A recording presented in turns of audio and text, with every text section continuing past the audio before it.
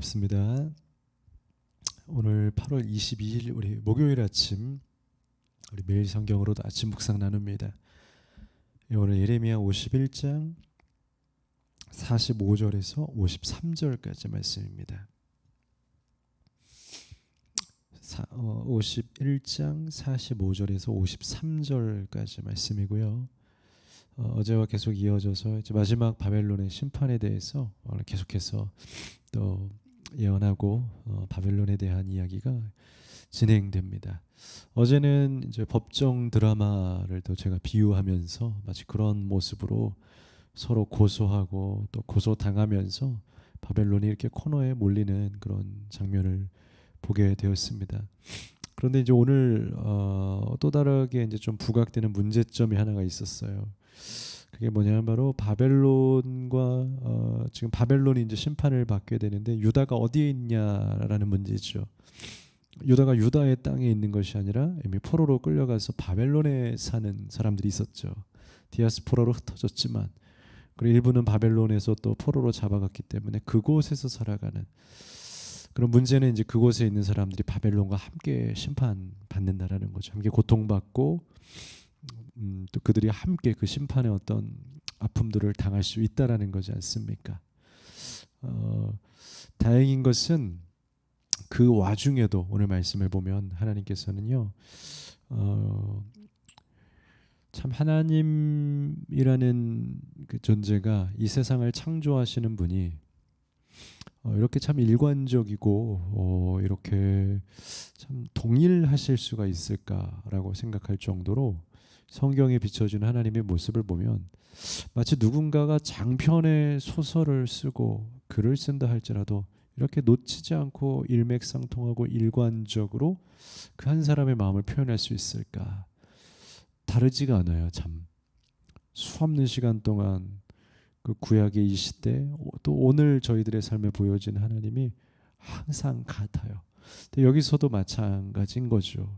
다르지 않게 여전히 언제나 동일하시고 자신의 백성들을 돌보시고 그 핍박 가운데 있어서 자칫 세상의 왕들은 이건 어쩔 수 없는 희생이다. 우리 예전에 그 기억에 남는 인상적인 장면 중에 하나가 우리 실미도라는 영화 아시죠? 우리 기성세대들이 많이 아실 텐데 거기서 이제 훈련을 하다가 밧줄 하나에 사람들이 쭉 매달려서 막 훈련을 합니다. 속도가 늦어서 여기서 늦으면 몇 분 안에 통과 못하면 너희들 다 죽게 될 거다 해서 줄줄이 보냅니다.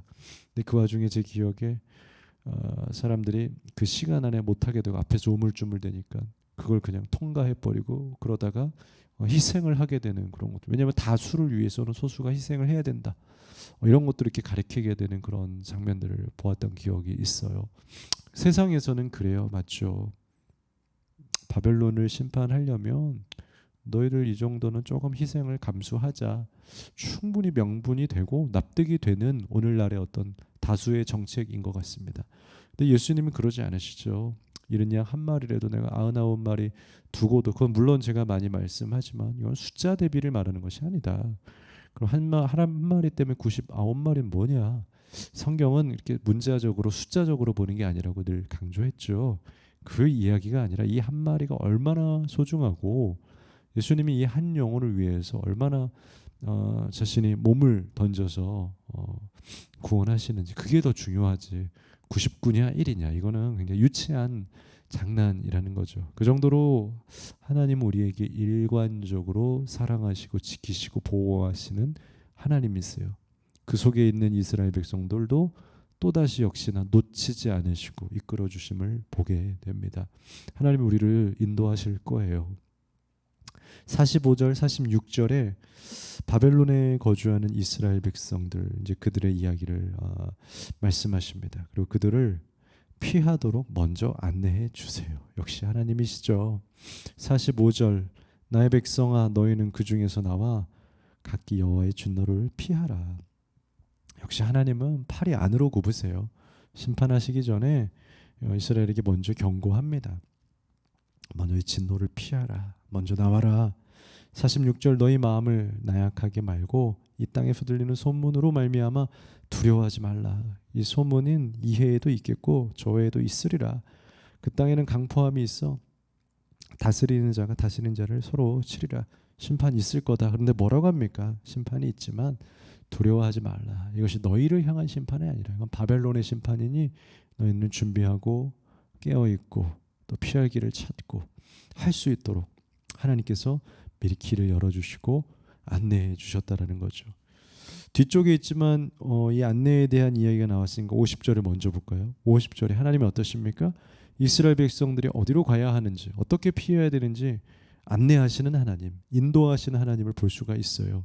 50절에 칼을 피한 자들이여 멈추지 말고 걸어가라. 계속 가라. 어디로 가야 될까요? 먼 곳에서 여호와를 생각하며 예루살렘을 너희 마음에 두라. 이제 바벨론은 멀리 두고 멀리 있지만 예루살렘을 너희의 마음에 두고 너희를 피난을 가야 된다라고 이야기하고 있습니다. 여러분, 하나님이 제가 늘 성경을 보면서 이야기하죠. 성경은 마치 수학책 같기도 해요. 제가 볼 때는 굉장히 하나님의 원리, 원칙, 패턴. 그래서 만약에 성경을 연구한다. 그럼 어떤 사람이 어울릴까? 누가 더 연구를 잘할 수 있을까? 첫째는 문학적인 사람들, 문학을 공부하는 사람들도 잘할 수 있을 것 같아요. 그리고 또 하나는요, 수학자들도 잘할 것 같아요. 왜냐하면 그 정도로 하나님에게는 그 패턴이라는 것이 있어요. 마치 우리가 구구단을 외우듯이 하나님이 가지고 있는 딱 이 땅을 향하신, 우리를 향하신, 백성들을 향하신 그 논리와 패턴이 있어서 그걸 벗어나는 경우가 거의 없어요. 그걸 우리는 기본적으로 사람의 성품이라 그러죠. 가지고 있는 그 형질, 형체가 있다는 거예요. 하나님 우리를 지키시고 인도하셔서, 그래서 이스라엘 백성들에게도 멀리 피할 수 있도록 그 길을 주시는데 그 일관적인 방향이 어디입니까? 뜬금없이 어디 다른 데 가라, 그러기 아닌가. 늘 우리가 수학 문제 풀 때도 예전에 저희 때는 모르면 0, 1, 루트 2 이런 몇 가지 원칙들이 있지 않습니까? 찍을 때 0 모르겠으면 0이나 1이나 루트 2 이런 몇 가지 숫자를 써라 이런 것들이 있었거든요. 근데 그런 것처럼 이게 만약 성경 퀴즈 나오면 하나님이 이스라엘 백성들을 어디로 인도할까? 어디요? 로마로? 어디요? 당시에 물론 로마 시대는 아니지만요. 그런 뜬금없는 숫자가 나는 것이 아니라 너희들 예루살렘으로 가야 하지 않겠냐? 너희 고향으로 가야 되지 않겠냐? 맞는 거예요. 저는 여기에서 저는 굉장히 큰 감동을 얻고 깨달은 것은 또 큐티하면서 뭐냐? 바로 믿음의 사람들은 항상 우리가 우리의 마음에 갈 곳이 있다라는 거죠. 바라봐야 할 뜬금없는 것 생각하는 사람들이 간혹 있어요. 믿음이 있지만 뜨겁게 예배하지만 뜬금없이 어울리지 않는 길들, 방향들을 생각할 때가 있다라는 거죠. 어울리지 않아요. 우리에게는 늘 하나님의 나라, 우리 아버지 하나님의 백성으로서 이 땅을 살아가는 그리스도인의 신분, 그 정체성이 있다라는 거죠. 여러분, 그렇게 살게 되기를, 이 땅을 버타고 살지만 아버지의 나라를 늘 그리워하고 바라보면서 그 방향으로, 오늘 예루살렘으로 너희가 마음에 두고 가라고 말씀하신 것처럼 하나님의 나라를 방향 잡고 늘 그 나라를 그리워하면서 사는 여러분 되었으면 좋겠습니다. 거꾸로 어쩔 때는 우리가 예배는 이곳 예루살렘에서 드리지만 마음이 오히려 다른 세상에 가 있을 때가, 이것만큼 거꾸로 되고 슬픈 게 아닐 수 없죠. 오늘 오히려 이 백성들처럼 바벨론에 있지만 마음은 늘 예루살렘을 향하고 있는 것처럼 주님의 나라를 소망하는 여러분들 되셨으면 좋겠습니다. 오히려 중간에 있는 말씀의 47, 49절에는요, 정확하게 이스라엘은 그렇게 인도하고 보호하시지만 바벨론은 정확하게 명확하게 심판하시는 하나님을 볼 수가 있습니다. 47절 49절까지는 그러므로 보라 날이 이르니 내가 바벨론의 우상들을 벌할 것이다. 그 온 땅이 치욕을 당했고 그 죽임 당할 자가 모두 그 가운데 엎드려질 것이다. 그들의 심판은 치욕이라는 겁니다. 그들은 우상 때문에 이 치욕을 받는다라는 거예요. 한치 오차도 없습니다. 예루살렘은, 이스라엘은 보호하실 것이고 피난을 갈 수 있도록 인도하실 것이고, 그러나 바벨론은 명확하게 정확하게 선을 그으신다는 것이죠.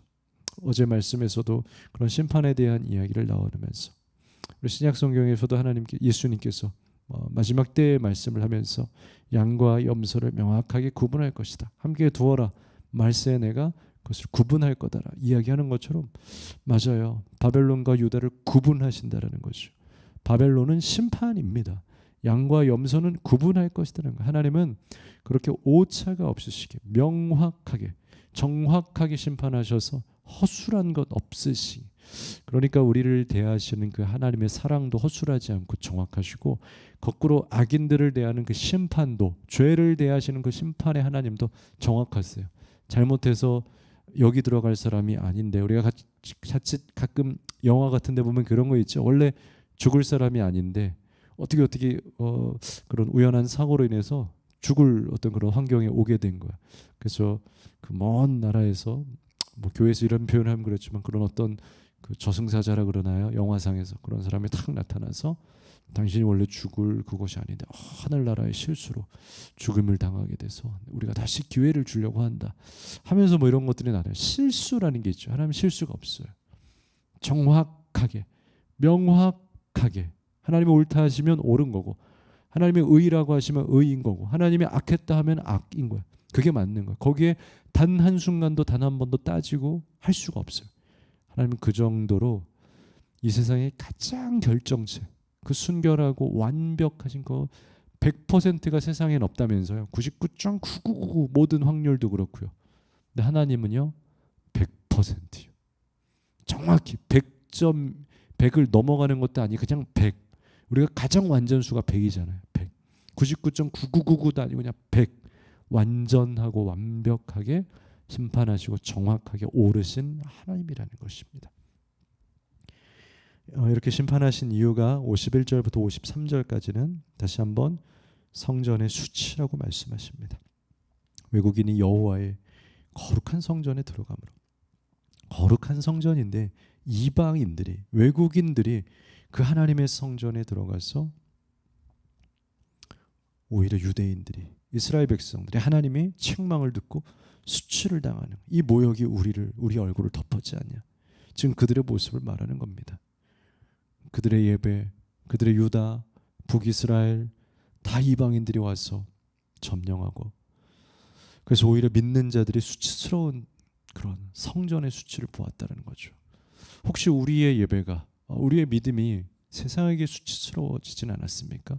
우리가 믿음으로, 믿는 자로 예배하고 또 기도로 이 세상을 돕고 살리는 자들이 되어야 하는데, 오히려 우리가 그 역할을 잃어버리고, 우리가 성전된, 몸된 마음의 성전, 내 몸 안에 주님의 성전을 가지고 살아가는 그 모습을 가져야 되는데 그걸 다 잊어버리고, 이제 우리가 오히려 바벨론처럼, 세상처럼 살아가고, 바벨론이 우리의 성전에 거하고 악한 영들이 우리의 성전에 거하게 되는 수치, 성전의 사명을 우리는 감당해야 됩니다. 유다가 그 수치스러움을 당했다라는 거죠. 바벨론을 통하여서. 그래서 바벨론은 명확하게 심판을 받겠다, 멸망하겠다라고 말씀하고 계십니다. 기도하겠습니다. 거룩하신 하나님, 오늘 이제 예레미야의 마지막 순간까지 왔습니다. 바벨론이 명확하게 심판받는 그 순간에도 하나님의 양과 염소를 분명하게 구분하셔서 주의 백성들은 지키셔서, 이스라엘 백성들은 심판이 아니라 그들을 보호하시고 예루살렘을 향해서 그 마음에 두고 그쪽을 향해서 가라라고 갈 길을 인도하시는 아버지 하나님의 선명하신 치밀하신 사랑을 보았습니다.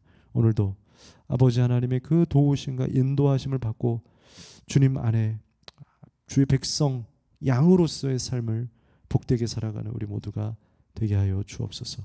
예수님 이름으로 감사하며 기도합니다. 아멘.